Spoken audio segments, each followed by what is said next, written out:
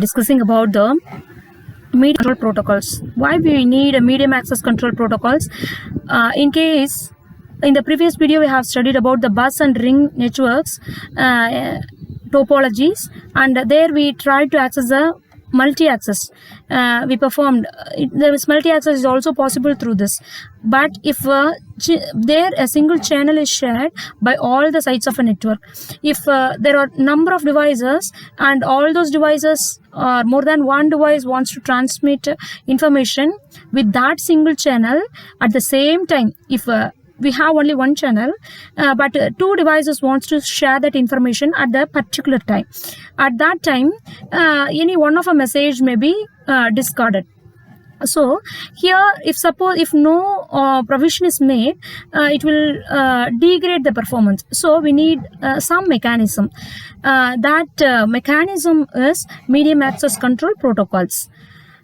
There are three main objectives of medium access control protocols. They are high throughput, high channel utilization, and low time to transmit the message. First characteristics is the throughput. Here throughput is the amount of data transferred per unit of time. If more number of data is transmitted per unit of time, that is called as a high throughput. And the channel utilization. Channel here, it refers to the wire or any radio channel used to which will carry that data. If here the utilization is the capacity of a channel, so that how much of data can be transmitted, and the channel has the capability to carry over. That is called the channel utilization. If a channel capacity is high, it means that it can transmit more amount of data per unit of transmission. The channel utilization should be high. It is another important characteristics. And low time to transmit. The delay will be low, so that quickly the data can be transmitted. These three are considered to be the main objective of this medium access control protocol. This csma CD protocol. The csma stands for carrier sense multiple access with collision detection.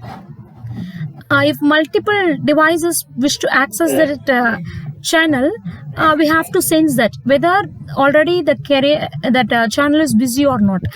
So in case if it is already transmitting a data, a collision may occur, and so the devices should be alerted with that in order to avoid the collision. So here three mechanisms can be followed to perform this. One is a carrier sense and differ mechanism. Second one is a collision detection mechanism, and the third one is the controlled retransmission mechanism. First one is carrier sense and differ mechanism. Here, first of all, it will be listening. That device will listen whether any data is transmitted on that medium or not. If some message is being transmitted, if the channel is busy with some other transmission, it will be waiting. If it found when the channel becomes free, the device which wants to transmit the information will start transmission.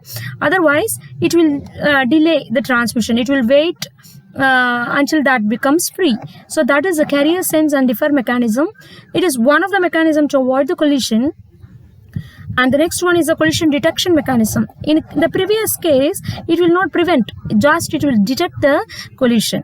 Here, we find out the collision interval. That is here, this collision interval is time. After this interval, that is before start of a transmission of information, the carrier will be free. Every device will sense that the carrier is free, that a channel is free, and if it is not free, and it should defer the transmission. That is, it will have to wait or delay the transmission period. So here, the time interval that follow the start of transmission after it detects that medium is not free. And this time interval that can be called as a collision window, or it can be called as a collision interval. Or if a collision is supposed to arise, it will stop the transmission. and so that a special information will be sent, that is a jamming signal. So by that signal will be sent to all the devices, so that every device comes to know that the collision has occurred.